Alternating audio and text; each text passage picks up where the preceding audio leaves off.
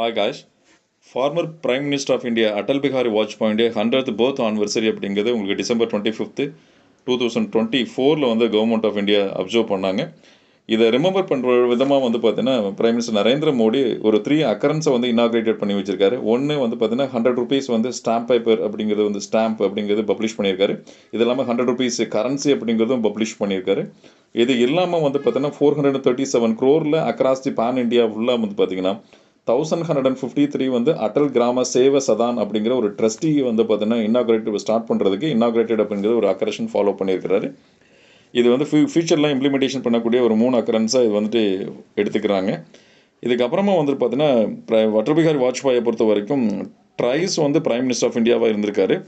1996 வந்து பார்த்தீங்கன்னா 13 days அப்படிங்கிறது, 98 to 99 வந்து பார்த்தீங்கன்னா 13 months அப்படிங்கிறது செகண்ட் டைமாக இருந்திருக்காரு. தேர்ட் டைம்ஸ் வந்து 1999 2004